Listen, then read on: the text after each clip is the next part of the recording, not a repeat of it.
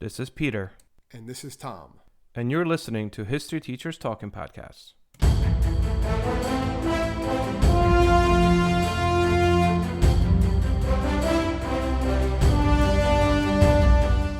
All right, this is Peter Zablocki and Thomas Reska, and welcome back to our podcast. Tommy, what do we got today? What we're going to talk about today is one of the earlier places that Russia invaded. We talked about a little bit in the Billy Joel song, right? Ayatollahs in Iran. The Russians in Afghanistan. That's what we're going to be looking about today, the Russian invasion of Afghanistan in 79 to 89 and how it basically led to the eventual downfall of the Soviet Union. Yeah, I mean, the repercussions of this were very important for just global history, considering the fact that it most definitely led to, like you said, the downfall of the Cold War and Soviet Union, really, an ending Cold War. But I think it's also very topical today because, we're amidst a new Russian invasion, you might say, this time into Ukraine. So I had some students asking me about this particular event in the past couple of weeks, and they're like, well, didn't the Russians invade Afghanistan and it failed miserably? And I was trying to explain to them, well, it wasn't the Russians, it was Soviet Union. There was a little difference there. And also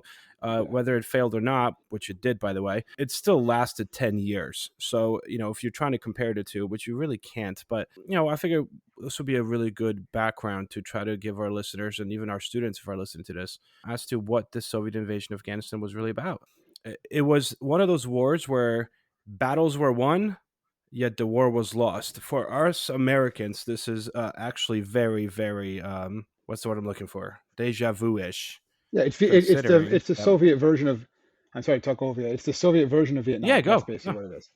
Yeah, it's the Soviet version of Vietnam. That's what it's compared to. That's what you're going to see. And and you see it in a lot of movies from that time too. I mean, they don't show that movie quite a bit, but obviously Rambo 3, right? That's all dealing with the Russians in Afghanistan, and it has repercussions for the United States too. You can make the argument that 9/11 happens because of the Afghan war, and we'll look at that. These are things we're going to look at and discuss. And also, you're not talking over me, bro. We're just talking. That's the name of the podcast. I know, but I don't know. I'm just making sure.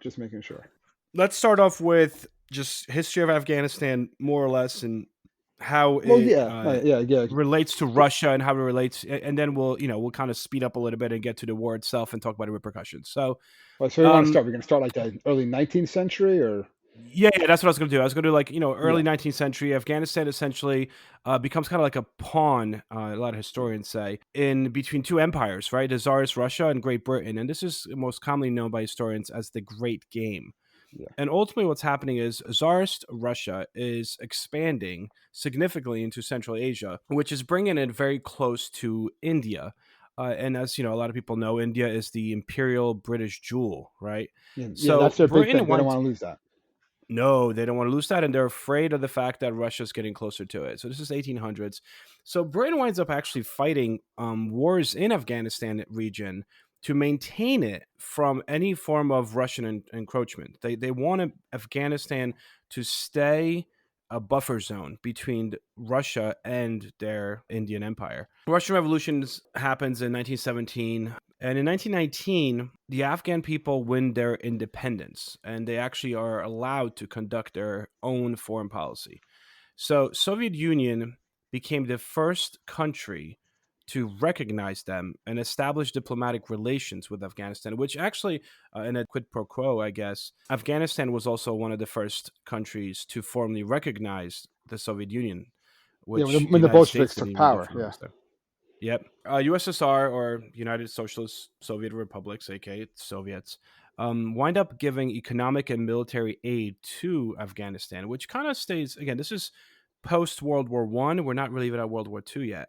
What essentially happens is British Empire declines after World War II, and the United States emerges as kind of obviously the dominant world power along with the Soviet Union. And Afghanistan still kind of remains neutral during the Cold War after World War II. However, it has been traditionally leaning more towards the Soviet sector. And I think this kind of brings us a little closer to the actual event in 1979 when we get to, 1973, Afghanistan's last king is ousted, right, in a coup by his cousin. His cousin kills him, right? Yep, brother-in-law cousin. Last name is Khan. And they... Khan? I know. Sorry. I just knew it. Days. I knew. Sorry. I actually kind of had a feeling we were going to do that for some reason. I don't even like Star Trek. I don't know why I did that. But yeah, go ahead. You don't like Star Trek? Not particularly. You serious? I love Star Trek. I I don't. mean, obviously, I like Star Wars It's more. fine. But, Moving on. so moving on. So Khan establishes this new republic. Khan's republic is actually bringing in a lot of democratic reforms. He's talking about educating people. He's talking about building up the infrastructure. He's talking about kind of making it a lot more modern, essentially. And the idea here is the belief by Khan's belief in '70s is that unless Afghanistan modernizes, it will get lost within this great, battle, the Cold War between the two different Yeah, nations. So, what he basically saw is the weakness of Sovietism, communism, socialism, what do you want to call it, compared to capitalism. Is that you're not, it's they're not going to be able to compete yep, long term, like if it's monetarily at least. It's just yep, not going to happen. And he saw that. He's like, yep, listen, we have oil. Afghanistan has raw materials that other countries want. I'm going to I'm going to trade with other countries beyond the USSR. And like yep. we have to have free acts and we have to have free decisions. He basically didn't want to be a puppet anymore, and the Soviet Union did not approve of this. And but a lot of people still didn't No. like Khan, obviously. So he was actually there was a communist revolution that overthrew him, right?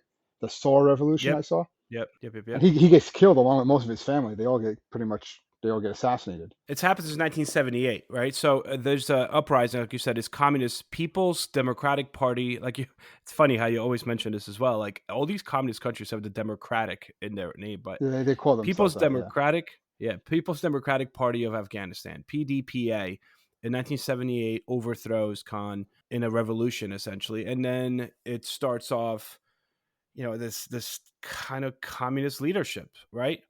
But within this PDPA regime, it's actually very unstable. I mean, it gained power through revolution.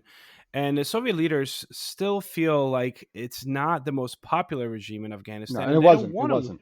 and it wasn't, and they don't want to lose Afghanistan at the same time. Again, this is the Cold War.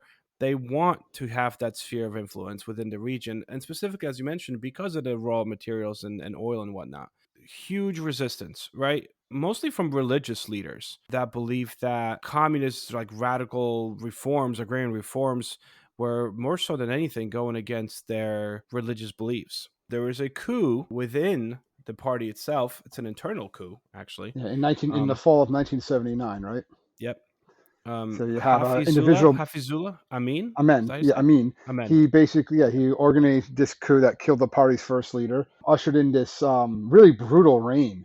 And there was a lot of national unrest. Moscow and well, obviously, the Russians started getting really worried here. They kind of say we have to do something about this Well, because they fear we're in that real they danger fear of like losing. it's gonna, yeah, they fear that it's gonna turn to the United States, basically. Yeah, and Like they don't not want turn that. to, but turn towards. Yeah. Well, they basically were they were alarmed, like you said, they might turn to the United States. So they were Brezhnev, right? That's what I'm saying that Yep. right?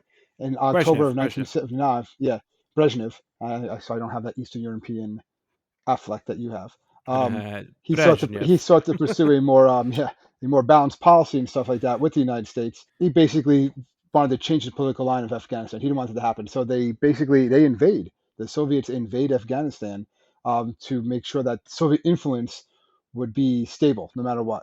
And he wanted to create Yep. weakness that the U.S. could. He didn't want the U.S. to basically exploit any weaknesses there. All right, so they figured they had to act, and they have this Brezhnev doctrine, right? Did I say that right? Did I say Yep. it better that time? Yep. And Yep. basically, that we're going to be very friendly to them. We're going to go in there and get rid of the non-communists. The way they started it, though, I mean, it started with KGB, right? I don't know if you saw this. Yeah, they went in for. They always do that first. They infiltrated it first and went in there. Yeah. The KGB goes in and like causes like a ruckus, or it's not ruckus, or what a word. I don't know why I came up with a ruckus, but they disrupt the operations of Amin's government before they Yeah. actually invade. Yeah, It's at basically. Christmas Eve. Terrain and geography of Afghanistan, which Americans also learned later on, is a logistical nightmare. First, Yeah. the country is landlocked, so the only way to Afghanistan is through neighboring countries or by air. There's no other way you could do that. Second is probably the biggest obstacle: the high peaks, right on the Hindu Kush mountain range. It covers 75% of the total area of Afghanistan is mountains. Some of the biggest and tallest mountains on the planet, making Afghanistan basically one of the most mountainous areas in the world. The average elevation, I think it's like over 6,000 feet. So you can transport supplies, heavy machinery, And obviously, they act kind of like a natural shield against any form of armored vehicles. Any paths through these mountains are super narrow, perfectly positioned for any form of ambushes, and there's lack of actual infrastructure and roads through 75% of the nation. So it's really That's important for you to have these especially in the control over '70s. these Yeah, small paths. Afghanistan is a place you don't want to invade, to you don't want to say put it you bluntly. don't. What's that? John Green, right? You ever watch John Green? The what's it? Of What's the course, videos he that he talks so makes? fast though. Crash course. Yeah, Crash Course. He always talks about that, right? You don't, Crash unless course. you're the unless you're, yeah, Crash Course. Unless you're the Mongols, don't invade Afghanistan. It's just not going to be successful for you. The nickname, the graveyard Um, of empires. They were the yeah, British because they can't get him. You cannot take over Afghanistan. The British tried three times in 1839 to 42, 1878 and to 19. I'm sorry, to 1880, and then again in 1919. The British could not do it, and then obviously this doesn't pan out really for the Russians, and it doesn't really pan out for us later on. So it no. actually has been given a nickname because of surviving so many invasions as the graveyard of empires. All right, so let's get into the actual invasion. What happened here? Who are the Mujahideen, and all that other good stuff that Rambo shows us so vividly in Rambo 3. Basically, you have the nearly 100,000 Soviet troops, right? They come in, they start taking control over major cities and the highways. The rebellion was swift, and the Soviets were they really like went all out, almost like the beginning, what we would call like a shock and awe. See, Get in. they're trying to shore up their newly established pro-Soviet regime in Kabul. And the Soviets dealt harshly with the Mujahideen rebels at first, who supported the rebellion. They leveled entire villages, denied safe haven to the enemy. Foreign support was popping up, or pretty early, from a diverse group of rebels pouring in Hmm. from particularly Iran, Pakistan, also the United States, but also China. Yeah, China was Yep, not I in saw support that of too. this war in Afghanistan, and the conflict. That's why one reason why they say estimate about 1 million civilians were killed in this conflict. But really, the Soviets tried using their more advanced technology, and one of the main things is their low flying helicopters, right? The Hinds, and those are really like the ones that the guerrilla fighters are having the most problem with until something that happens a little bit later on, which we'll talk about when they get the American Stinger missiles and stuff Yep. like that. Because Afghan didn't have any sort Yep. of air force whatsoever. And obviously, as I mentioned before, because of topography, the only way you could really attack and get through, you can't use tanks too much. The Soviets needed air superiority, and they lost that eventually. So when the Soviets invade, right, they actually topple or help topple Amin's presidency, like the leader. And the initial aim of the operation was to basically like create or prop up this new client state, right, headed by a new leader that's supported by the Soviets. His name was Karmal. Kind of put him in power, and he was supposed to become the new person that's going to get the support, but he didn't. So the Soviets have an issue. The issue is the sheer fact that, just like what happens with the Americans in Afghanistan later in 2000s, the Soviets control all the major cities and all the major roads very quickly. But that's not really the problem. The problem is that, like I mentioned before, a majority of that nation is not cities. And what happens, you And have yeah, this and they're not rebellion that controlling the basically, people. Yeah, yeah, they don't control the people. They just control these cities, and the rebellion grows and spreads to all parts of the country. Through these rebels that are known as Mujahideen. So initially, the Soviets didn't really want to try to suppress the rebellion. They wanted the Afghan army to suppress the rebellion. So they instituted this guy in power, and they're like, "Look, we'll give you weapons. You technically have an army, so you should go because you know the terrain. Go out there and try to get these Mujahideens." Rebels. And the Afghan army is doing such a poor job of it that the Soviets are basically forced to not abandon the cities, but move past the cities and start attacking and looking essentially for these guerrilla fighters. that's what it became, like With a hunter prey almost. Yeah, Absolutely, it led to, I mean, to quickly settle into a stalemate. You have the 100,000 Soviet troops, like you mentioned. They control the cities, larger towns, but ultimately, the major garrisons, are unable to stop the Mujahideen. They move with relative freedom throughout the entire countryside. They cannot crush the insurgency. because again, the Afghans see these as foreign invaders, and they're gonna use that. And then a lot of people start to get a little bit more radicalized, which is something that we'll discuss a little bit later. Yeah. And yeah, like I said before, there is international backlash right away. Yeah, a lot of the countries that stepped in. Um, President Carter, Jimmy Carter's the president at this point. He writes what I saw as a very strong worded letter, right, to the Russians, Yep. demanding that they leave. And the minute they leave the Afghanistan. They also put a lot of economic sanctions. They do trade embargoes with the Soviet Union. They call for a boycott in the 1980 Moscow Olympics.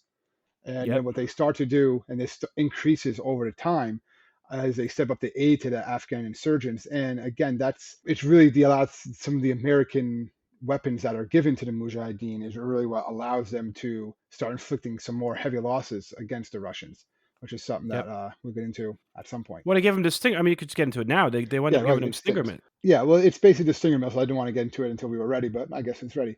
Yeah, why not? I It's mean, go for it. basically, and there's a great movie about this. I know we've talked about this and other things, Pete, but called Charlie Wilson's War. Yep. So it deals with, and Tom Hanks plays it, Hmm. plays Senator Representative Charlie Wilson, and he basically finds out that through back channel, he's a career politician, right? And he's the one that starts to really increase the amount of aid given to the Mujahideen. He Hmm. he actually visits Afghanistan at one point, goes to a hospital where he sees children with like their limbs blown off and stuff like that. And he said that's what really drove him to push for more and more money. So he keeps on increasing this aid to the Mujahideen as time goes on. He has a lot of these backdoor deals and stuff like that. And the CIA officer actually approaches Wilson, breaking the CIA's policy against lobbying Congress for money, asking for $50 million more. Wilson agreed. He convinces Congress of doing that. So he succeeded in giving them over $300 million, basically. And one of the main things he gives them are those Stinger missiles, which are basically just point and click, like they lock into a heat source. And the Yep. Hinds, if you ever Google a picture of the Soviet Hinds, these things are flying tanks. These things are huge, and they Yep. give off a ton of heat. And they were used to fly through the canyons and just find the Mujahideen or the resistant fighters, and blow them away. And that was probably the biggest problem that the Mujahideen said they have, is that if we could find a way to shoot down the helicopters, we could win this war. So Wilson was like, okay, let's do it. And so he would get these Stinger missiles, which basically you just would point at the helicopter. When it locked on, you hear like a beeping sound. You pull the trigger, and you would shoot a missile that would take out the helicopter. So like point and click, Yep. basically. And Wilson actually goes to Afghanistan with the Mujahideen. You can find pictures, and he actually wanted to shoot down one of the helicopters.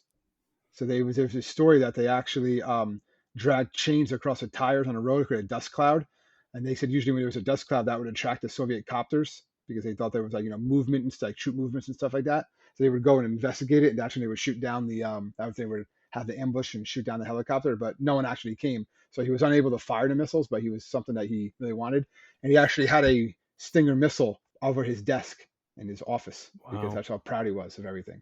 So, but Charlie Wilson it's an interesting movie, but he was a big reason why the Mujahideen got so much money and got all those weapons, was basically this congressman, a representative from Texas, that really pushed Yeah, it. and a lot of it was not official. A lot of this help going there was not Yeah, it was official. backdoor. Yep. Yeah, he was all about him. I'll vote for this if I can promise you, I'll get you these votes if you give me these votes for this money and stuff like that. Some of the money was unused Pentagon money Yep. that he had sent there and stuff like that. So yeah.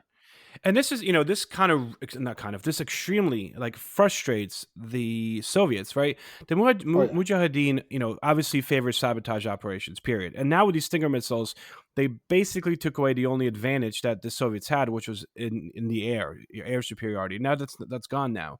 And then on top of that, you have the Mujahideen are sabotaging, power lines and knocking out pipelines, radio stations, blowing up government offices, buildings, air terminals, hotels, like you name it. They're making the Soviet occupation, miserable. And this is what turns the Soviets a lot, because at that point the Soviets are getting so frustrated, and this is kind of reminiscent of our Vietnam. They start concentrating on just both civilian and military targets because they no longer really know who the enemy is and who's not.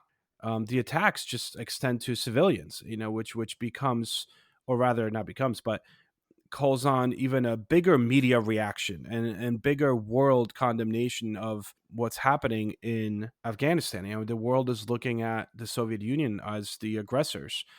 CBS news correspondent, right? So in 1982, accuses the Soviets of genocide, and he actually compares them on national TV to Hitler.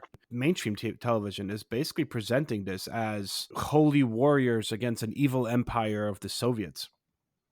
And the media is definitely very skewed from that perspective. And eventually all of that kind of becomes very ironic in the future because Mujahideen, a lot of them are also they're trained by the CIA, and one particular really really rich leader, Osama bin Laden, also goes to Afghanistan to fight against the Soviets, and we indirectly also have dealings with him where we supply him with weapons and help him out fight against the Soviets. And these are the same weapons and the same people that eventually become the Taliban, and these are the type of people that eventually attack us at 9/11, Yeah, the which more is radicalized very ones, I ironic. guess you would say, but yeah.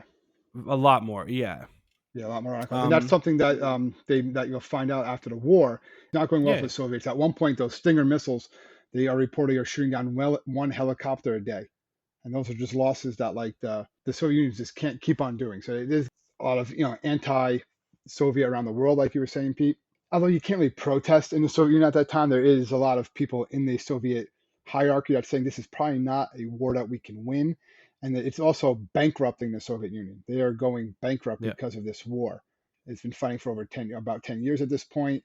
They're not really gaining any territory. They're looking horrible on the world stage, and more Soviets are dying. They're saying about 15,000 Soviets were killed just Yeah. in this conflict, which is crazy when um you think about it. I don't want to, I don't, but yeah. compare it today. That's what a lot of sources are saying. The Russians already lost in the Ukraine, anywhere from 7 to 15,000 soldiers already. You want to That's draw all some, they that's you and want to draw that's some 50. They parallels lost 15,000 in the entire war in the entire of war like there. 10 Yeah. years. So That's crazy. How does this war technically end? well, it basically ends with the Soviets leaving. They realize that they're not going to win, and what it's really doing is they're being bankrupt. The Soviet Union is running out of money. So they decide that it's just in their best interest to basically end this war, and they decide that they're going to slowly withdraw their troops. And there's like the famous pictures where you see the last Soviet units going over the through the bridge, and they leave in Afghan territory, and that's like a big deal Yeah. and stuff like that. And they're talking about all on TV that this is the end of the war. It's basically they're like I said before, they're broke. That's their exit strategy. So they actually start leaving, I believe, in '85. That's when they start taking some of these initial steps and stuff like that to leave. But it doesn't actually leave until 89 with the final withdrawal. And the cause of war basically of 1980 was they were equipped for large scale conventional warfare in Central Europe, particularly against like United States, European countries. They weren't prepared for this more guerrilla fighting tactics. Right, Yeah. their large scale offensive against Mujahideen strongholds, like would temporarily clear those sectors, like we talked about, and they kill out civilians. But when you're killing civilians, you're also creating more enemies because now more people are going to want to fight against you.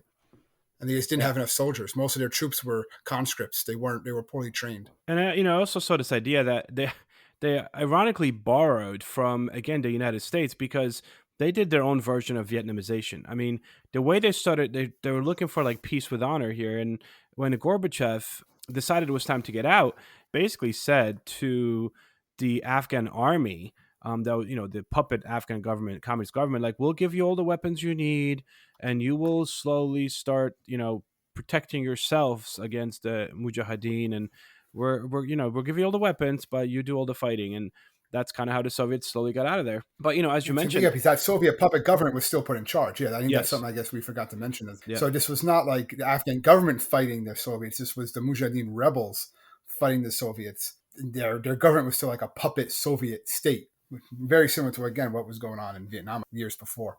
ultimately speaking, once the Russians get out, you kind of brought this up, the idea that the Soviets are truly bankrupt. I mean, this war, as oftentimes, first of all, it's extremely unpopular back home. It is their Vietnam. It's extremely unpopular. It bankrupts them, and ultimately, what it comes down to is the Soviet Union can no longer really upkeep their empire, and this is the beginning of the end of the Soviet Union, which ultimately falls in Berlin Wall 89, but ultimately falls shortly thereafter. There's no question about the fact that there is a causation, I guess, between the two events. All right, so what are some like long term impacts of this invasion? Yes, it destroys the Soviet Union, but it also destroyed Afghanistan. Afghanistan was, they don't even know how many civilians were killed. Some estimates go as high as 2 million, but definitely had a whole bunch of, you had over 5 million refugees fled to Pakistan and Iran. So about a third of the pre-war population of the country, or another 2 million, were displaced. So it was a huge refugee crisis in history, one of the largest ones ever in history. And what it also did is you had so many of the older people and stuff didn't survive the war. So you had a very young population, and it was a young population that was also that a very large percent of it was uneducated. And Yep. that becomes a big problem because a lot of the schools were bombed, a lot of the infrastructure was destroyed. And what that did, and they talk about this in that movie, Charlie Wilson's War, briefly, where they say a lot of these, it's big, they call them the crazies in there, but it's basically the Taliban. The U.S. had information on this. You had a lot of these, what becomes the Taliban fighters coming in, and they started doing indoctrinate and started taking over a lot of the area, and these much more religious zealots, basically. And that's going to lay the groundwork, basically, for what happens 9/11, because what they're saying is that they felt the United States promised they were going to help rebuild Afghanistan if we fight off the Soviets. Now we fought off the Soviets. Where's all this United States help? Because the United States, when this was over, like, all right, good, we're done. Like, they didn't really see Afghanistan as a place to invest. Yeah, it causes the rise of Taliban, basically. That does, yeah. Yeah, and Taliban and Al Qaeda and all that, and the pro-Mujahideen Afghans at first saw the United States mainly, as helping win the Soviet-Afghan war. But what happens after withdrawal is kind of, as you mentioned it, there's a shift, almost like a paradigm shift in beliefs, that they start blaming the United States for a lot of the miseries. And they're saying that technically arming of these rebel groups led to the rise of really extremist groups because they were now armed. And they also said you had breakdown of law and order. You had all these like warlords popping up all over the place. Yep. Because the Soviets weren't there, so they didn't have that common enemy anymore. So they all wanted to stake claim to their own little area. Bin Laden's group, Al Qaeda, does get kicked out of Afghanistan, but they actually they return to Afghanistan later on. They take refuge with the Taliban after being expelled from the Sudan. Yeah, and they remember they attacked the World Trade Center in 1999. In 93, the bombing. 93, I'm sorry. Yep. Yeah, 93. 99 was the USS Cole. They bombed the U.S. embassies in Africa in 98. So it's stuff like that. So the U.S. did not ever aid Bin Laden or any of his affiliates directly. Yep. There's no like proof of that. Yep. But they were definitely aiding people of the same side too, as well, if that makes sense. Yep. Yeah, and in 1993 bombing, older participants served in Afghanistan. So that's where they got their training, or got battle hardened, I guess you could say. But, it destroys the country, and that lays the groundwork for them to take over. Yeah. Did you see that in November in 2018, Russian lawmakers from United Russia and communist parties jointly approved a draft resolution that sought to justify the Soviet-Afghan war and declared null and void the 1989 resolution that was passed by the Congress of People's Deputies of the Soviet Union, which condemned the intervention. The 2018 Russian lawmakers were like, no, the decision, was historical truth. We invaded, and it was the right thing to do at the time.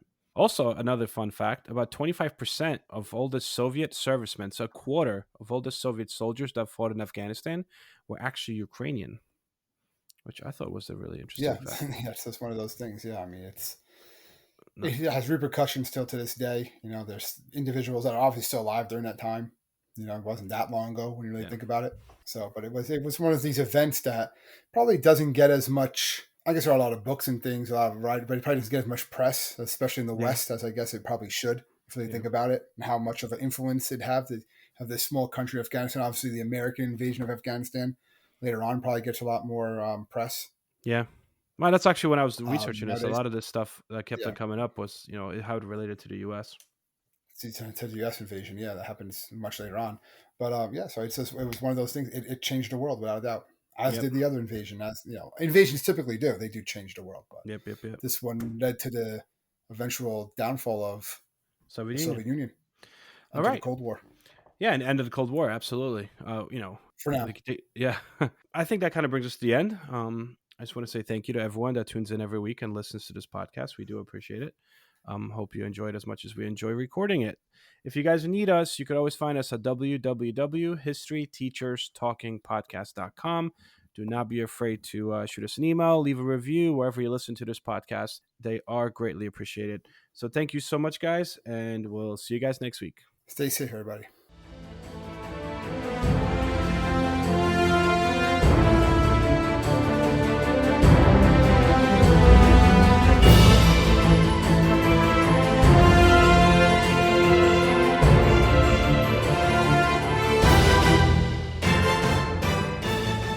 I hope everyone enjoyed our podcast, and if you would like to email us, you can do so at historyteacherspodcast@gmail.com.